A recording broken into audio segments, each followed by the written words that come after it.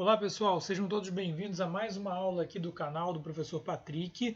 Hoje vamos conversar sobre o sistema excretor, que também é parte dessa sequência de aulas sobre o nosso conteúdo de anatomia e fisiologia humana. Mas antes de entrar no conteúdo, como sempre, eu te convido a se inscrever no canal, caso não esteja inscrito, e deixe seu like aí no vídeo para que ele possa atingir mais pessoas, chegar a mais pessoas que podem se beneficiar do uso desse material, que é gratuito, é liberado aí para vocês poderem aprender, tirarem suas dúvidas e reverem quantas vezes quiserem, tá? Sugestões e conselhos, dicas, deixe nos comentários para que a gente possa continuar debatendo, trazendo mais material para vocês de acordo com aquilo que vocês precisam, com aquilo que vocês querem, tá? E também, se você quer ter mais acesso a outros conteúdos de biologia, de ciência, me siga no Instagram, tá aqui o meu arroba, patrick.oliveira. Me segue lá para a gente continuar trocando ideia. Também pode mandar diretamente para mim suas dúvidas por lá, pessoal.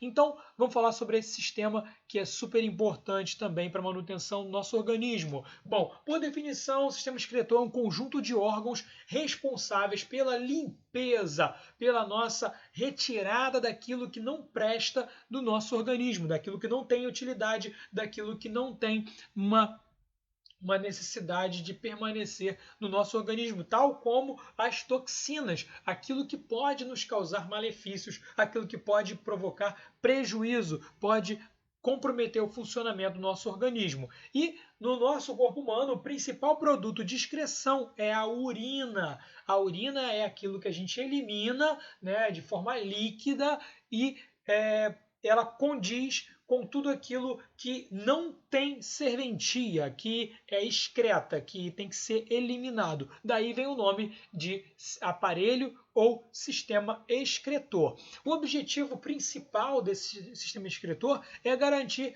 a homeostase, é promover o que é homeostase, Patrick, esse nome difícil, esse nome diferente, nada mais é do que equilíbrio dinâmico. Enquanto a gente se alimenta, enquanto a gente se nutre, enquanto a gente ingere água, por exemplo, um suco, tudo isso vai parar no nosso organismo através do aparelho digestório. Então, também deixo o link aqui da aula de aparelho digestório para quem ainda não assistiu. E esses nutrientes vão para dentro do nosso corpo, vão para a corrente sanguínea e a partir daí você tem que tirar deles aquilo que é proveitoso, aquilo que vai servir para garantir o funcionamento do corpo.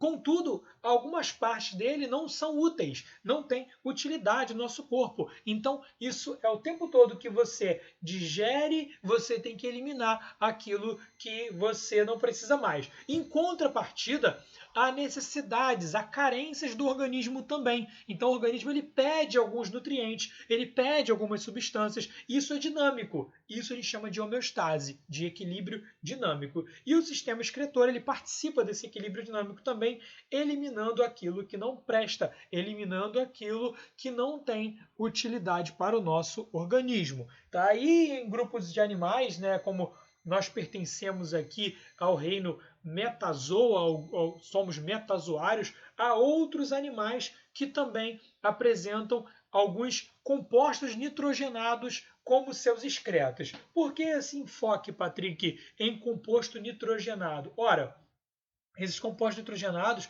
em sua maioria, eles são oriundos da quebra de proteínas. Então, se você se alimenta e você consome proteínas, essas proteínas serão quebradas em aminoácidos. Lembra? A base molecular de um aminoácido é um grupamento amina que tem em sua estrutura nitrogênio com um ácido carboxílico. Aí você vai lembrar um pouquinho lá da química orgânica. E então, quando você quebra proteína, quebra aminoácido, quebra qualquer tipo de peptídeo, você está obtendo nutrientes de origem nitrogenada, tá? Você está obtendo compostos nitrogenados que formam esses três principais excretas e é por isso que a gente divide os animais em três grupos. Quais são eles? Bom, o primeiro são os amoniotélicos, aqueles animais que excretam amônia.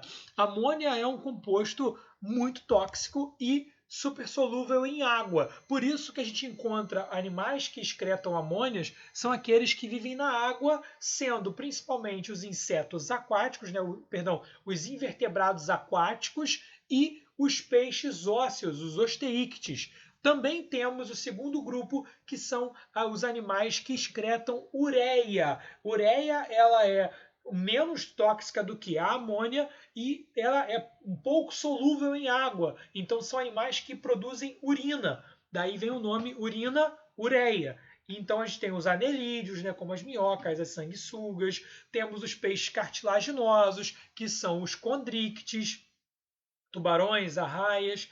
Temos os anfíbios, que são aqueles animais que parte da sua vida vivem na água e parte vivem na terra, mas em ambiente úmido. E temos nós, os mamíferos, que temos a possibilidade de produzir urina aí com nossos rins e bexigas. E o terceiro grupo é aquele que tem uma tendência a viver em ambientes mais secos, em ambientes com maior restrição do consumo de água, que são os uricotélicos, são aqueles animais que apresentam uma menor dependência de consumo de água, pois eliminam o ácido úrico. Em alguns casos, chegam a eliminar o ácido úrico de forma até mesmo sólida.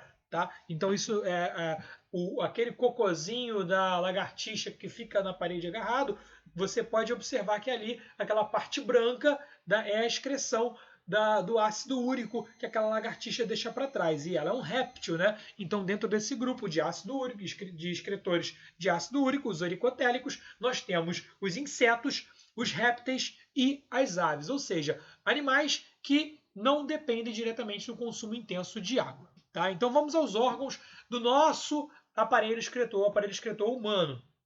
O primeiro deles que a gente vai ver é um par, na verdade, de órgãos que são os rins. Os rins são órgãos que existem aos pares, né? Eles têm esse formato de feijão aqui e medem cerca de 10 centímetros. E os rins eles têm duas regiões. Eles têm as regiões cortical e a região mais externa também. Tá? Então, o rim ele pode apresentar regiões com características diferentes para o seu funcionamento. Tá? Essa parte aqui é a chamada a parte do hilo, ok? É essa parte côncava do rim, enquanto essa parte maior é a parte do córtex renal, ok? E nesse córtex renal é onde está concentrada a maior parte dos néfrons, que são estruturas em que os vasos sanguíneos se comunicam com os rins para garantir a filtragem do sangue, a geração aí do produto de excreção também. Em seguida aos rins, nós temos os ureteres. O que são os ureteres? Os ureteres são dutos que encaminham os filtrados, né, aquilo que é produto da filtragem renal, até a bexiga. Eles podem medir em torno de 30 centímetros com 5 milímetros de diâmetro. Então, esses são os ureteres que vêm aqui do rim direito e do rim esquerdo até a bexiga, ok? Então, vão conduzir essa urina até a bexiga. Bexiga essa que, por sua vez, é um órgão oco em forma de bolsa, capaz de armazenar a urina. Então, é graças a essa bexiga, a essa bolsa de músculo liso, que a gente tem aonde armazenar a nossa urina. Lembrando que a bexiga humana ela pode armazenar cerca de 300 ml de líquido, né? O seu volume pode chegar até 300 ml, porque ela tem essa capacidade, por ser um músculo liso, ela consegue se distender para armazenar mais volume e contrair para eliminar essa urina em seu interior. Além disso, nós também temos na bexiga, quando ela atinge metade da sua capacidade total, o envio de sinais para a micção, ou seja, para expelir, para eliminar a urina em seu interior. E por fim, nós temos a uretra, que é diferente para homens e mulheres, quanto ao seu comprimento. A gente tem a uretra feminina muito mais curta, porque o aparelho reprodutor feminino ele é interno, né? Então, enquanto o aparelho reprodutor masculino, o pênis principalmente, é um prolongamento para fora do corpo, você vai encontrar no aparelho reprodutor masculino, no aparelho excretor masculino, você vai ter uma uretra mais longa. Então, um canal também revestido por músculo liso que vai conduzir a urina até o final da vulva ou até o final do pênis, tá? E no aparelho masculino, como eu havia mencionado, pode medir até 20 centímetros, dividido em 3 partes: a parte membranosa, a parte prostática e a parte cavernosa. Então, a parte membranosa é logo o início, a parte prostática é esse meio aqui, que está justamente envolvido pela próstata, e a parte cavernosa é aquela que está no interior dos corpos cavernosos, na parte alongada do pênis, que vai ser encaminhada até a glande, até o final do pênis, ok?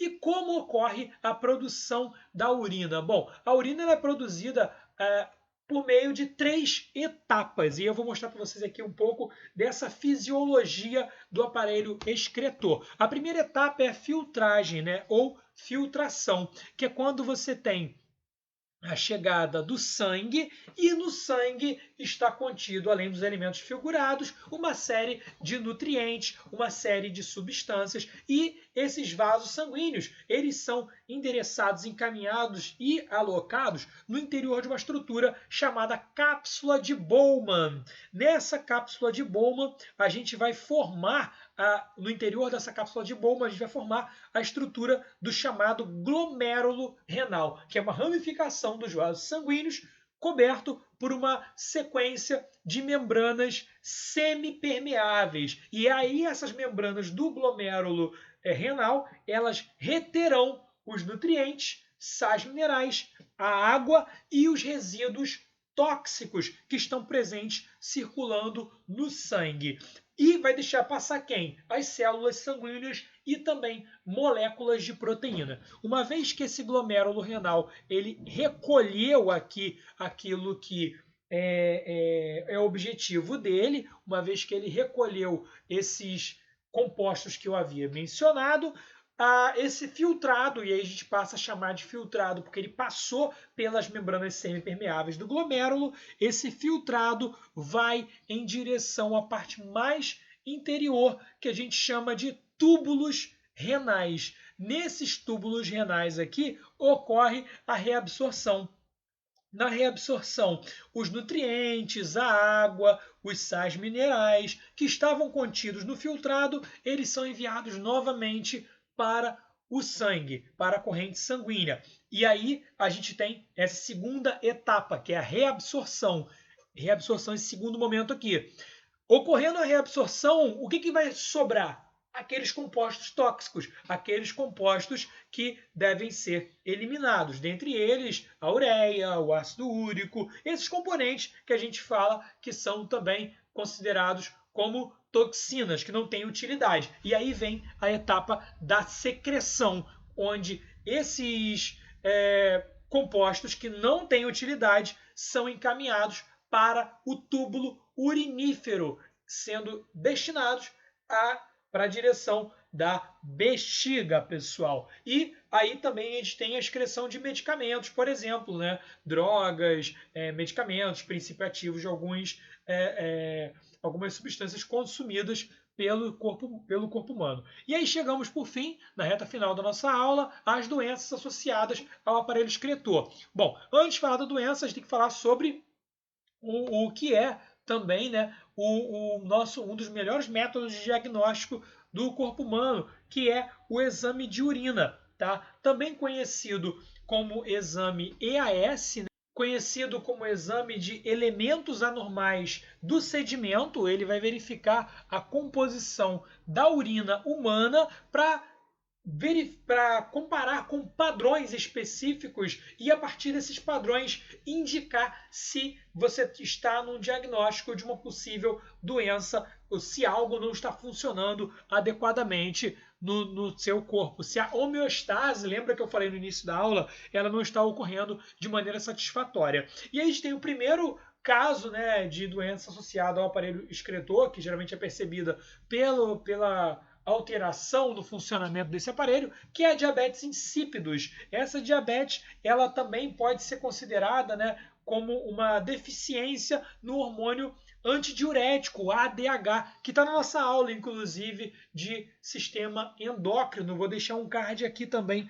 porque eu falei sobre isso, sobre problema no antidiurético na aula do nosso sistema endócrino, que é o hormônio da vasopressina. E a deficiência desse hormônio causa a produção de urina constante, ou seja, uma eliminação muito diluída de urina, que a gente também chama de poliúria, ok? E é essa produção em excesso de urina, que é a poliúria, faz com que a pessoa elimine muita glicose na sua urina, que a pessoa urine muito, e ao urinar muito, ela vai sentir muita sede, e sentindo muita sede, ela continua mantendo esse feedback de beber muita água, urinar muito, perder muita glicose. E aí a gente tem a elevação da concentração de açúcar no sangue para repor essa glicose que é perdida através da urina, tá?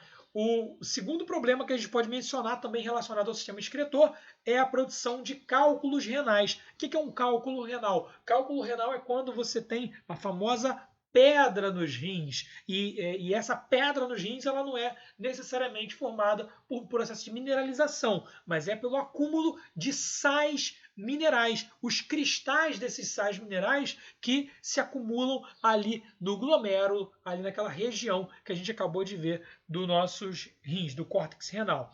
Também temos a nefrite. A nefrite é quando você desencadeia um processo inflamatório pela presença de infecção viral ou bacteriana nos néfrons, que são aquelas unidades de filtragem dos rins. E por fim também temos a infecção urinária, que ela ocorre por meio da presença de bactérias no aparelho excretor. Então você tem aí bactérias crescendo no trato urinário, que é muito comum em mulheres também, tá? É mais comum em mulheres do que em homens, devido à proximidade do aparelho excretor feminino da uretra feminina com a saída do ânus, ok, pessoal? Então, essa foi nossa aula.